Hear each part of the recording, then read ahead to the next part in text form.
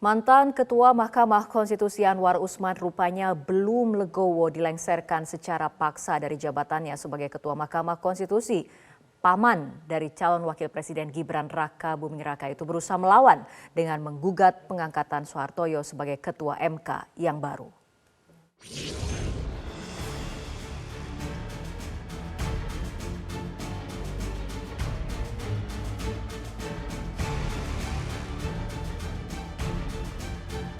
Gonjang-ganjing di Mahkamah Konstitusi agaknya belum menunjukkan tanda-tanda berakhir.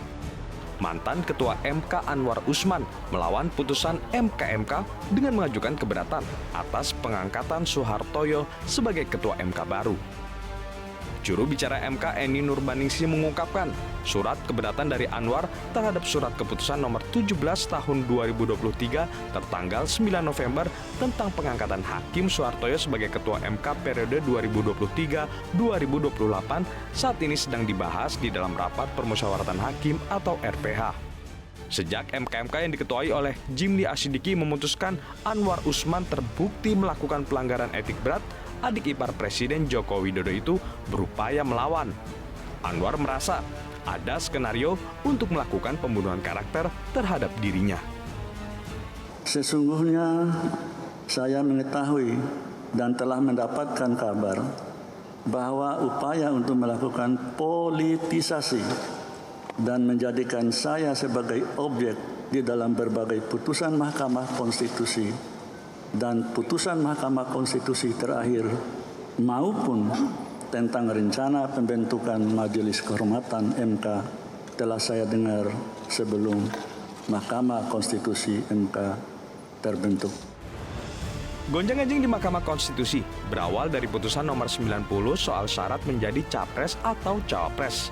Putusan itu menjadi sorotan karena setelah itu putra sulung Presiden Joko Widodo yakni Gibran Raka Buming Raka dideklarasikan menjadi cawapres Prabowo Subianto dan didaftarkan ke Komisi Pemilihan Umum. Tim Liputan Metro TV.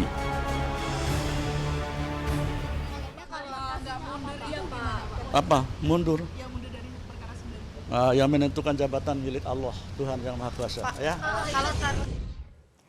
Pemirsa, bekas Ketua Mahkamah Konstitusi Anwar Usman keberatan atas pengangkatan Soehartoyo sebagai Ketua MK.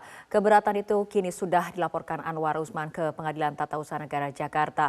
Lalu adakah celah bagi Anwar Usman untuk kembali ke jabatan awalnya sebagai Ketua MK? Atau putusan MK yang memutuskan Anwar Usman terbukti melanggar etik berat dapat dibatalkan? Kita akan membahasnya telah bersama kami pakar hukum tata negara Ferry Amsari. Selamat malam Pak Ferry. Malam, Pak. Oke, Pak Ferry, sebetulnya upaya keberatan Anwar Usman ini kan membuat gonjang-ganjing MK tidak juga mereda. Menurut Anda sebenarnya upaya ataupun manuver yang dilakukan oleh Anwar Usman ini untuk mewakili apa? Mewakili siapa? Kepentingan apa dan siapa yang sedang diperjuangkan sebetulnya? Ya, tentu saja kita bisa melihat dari berbagai perspektif ya Mbak Fitri ya. Pertama tentu dia sedang menjalankan haknya sebagai warga negara, komplain dengan apa yang dialami, tentu saja itu hak dia untuk melakukan upaya-upaya hukum. Cuman apakah upaya hukumnya itu dalam batas penalaran yang wajar, terutama dalam adab sebagai negarawan gitu ya. Misalnya begini, yang dia nyatakan komplain terhadap pelantikan Pak Soehartoyo sebagai Ketua MK. Kalau kemudian mekanisme pelantikan Pak Soehartoyo sebagai Ketua MK itu kan mekanisme internal para hakim di Mahkamah Konstitusi. Dia sama sekali tidak melihat bukti-bukti dalam sidang Majelis Kehormatan Mahkamah Konstitusi yang memperlihatkan dia masalah. Tetapi dia tidak berani kemudian mempermasalahkan MK, tetapi mencari permasalahan di pelantikan Pak Soehartoyo. Dengan demikian dia tidak berani mengungkapkan apakah ada kealpaan dari Majelis Kehormatan MK atau memang ada masalah dengan Pak Soehartoyo.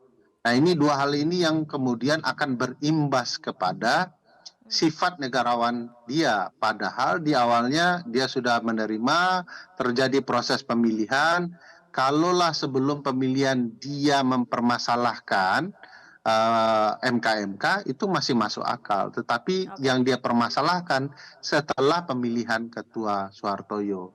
Nah, di titik ini kita melihat ada kepentingan yang lain. Saya bahkan melihatnya jangan-jangan ingin mengalihkan perspektif publik luas bahwa yang bermasalah itu adalah proses pencalonan keponakan Pak Anwar Usman yang bernama Gibran Rakabuming yang melalui cara-cara yang melanggar etik, tidak sesuai dengan undang-undang dan amanah konstitusi, dan kita akan memperdebatkan sekarang kasus Pak Anwar sampai kita akan terbagi sudut pandang kita kepada proses yang dilanggar oleh Gibran dan akan meributkan apa yang sedang dijalankan oleh Pak Anwar.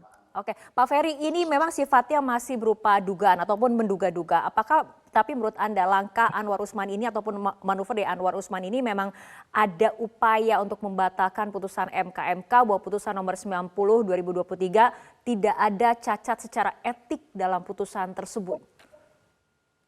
Kelebihan putusan MK itu adalah menyebabkan Pak Anwar Usman mati secara perdata ya di dalam berbagai penanganan perkara di Mahkamah Konstitusi. Dia tidak bisa ikut mengadili kalau nanti ada sengketa yang berkaitan dengan keponakannya.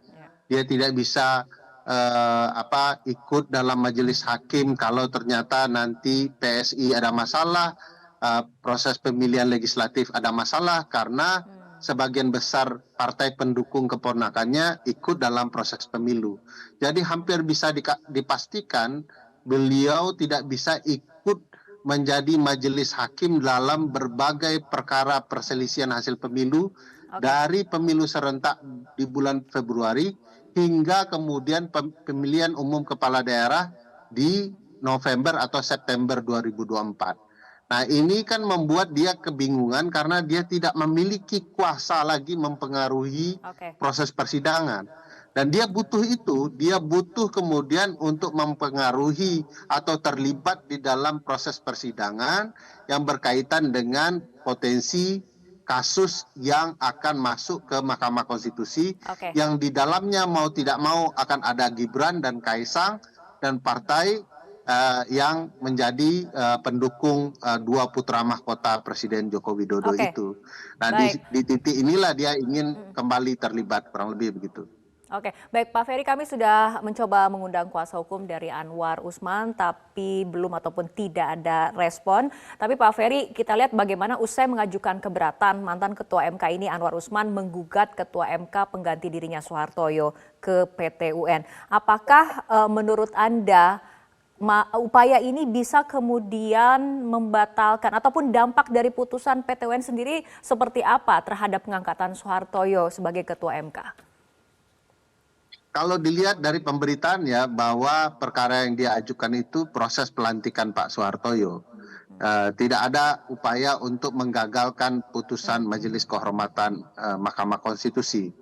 Kalaupun ada, tentu ini akan berhadapan dengan tembok besar ya.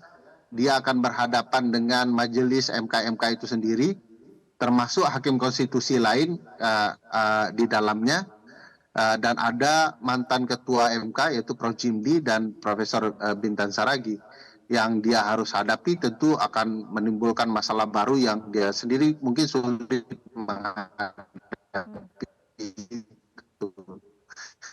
Jadi dia akan tarik ke pelantikan Pak Soehartoyo, kira begitu ya, karena MK itu bukan bagian dari konsep birokrasi eksekutif yang kemudian bisa dijadikan produk atau objek dalam perkara petun, karena butuh alasan yang jernih untuk menjelaskan kenapa dia membawa MK ke sana. Jadi putusan MK mungkin tidak akan terganggu, tetapi pelantikan Pak Soehartoyo yang hendak digagalkan. Mungkin ada komposisi lain yang sedang diperjuangkan oleh Pak Anwar Usman, apakah mengembalikan dia menjadi Ketua MK lagi, atau kemudian mengusung calon yang berbeda. Tapi dari konteks etik sendiri, tadi Anda mengatakan bagaimana kemudian Anda melihat upaya dari Anwar Usman ini apabila kita kaitkan dengan level kenegarawan seorang Anwar Usman? Ya, pertama MK sudah membeberkan bukti sehingga dijatuhkanlah sanksi karena terbukti begitu ya. Seluruh Indonesia menonton pelanggaran etik ini dari berbagai media, baik televisi, tertulis, media sosial. Bagaimana kemudian ada ruang pelanggaran etik. Tentu tidak baik bagi Pak Anwar Usman ya, menurut saya mempertinggi tempat jatuh ya. Sudah bermasalah secara etik, sekarang melanjutkan dan orang akan kembali mendiskusikan hal-hal yang mungkin saja sudah mulai dilupakan orang karena mungkin orang akan fokus kepada isu kepemiluan yang lain. Tetapi begitu beliau memasukkan kembali perkara ini dia membangun kembali memori publik betapa memalukan proses ini, betapa keterlibatan seorang paman terhadap keponakannya membuka jalan-jalan yang pada dasarnya tidak mungkin, tetapi karena ini putra mahkota maka paman pun terlibat dan orang akan teringat itu kembali. Jadi bagi saya ini betul-betul upaya mempertinggi tempat jatuh, sudah melanggar etik.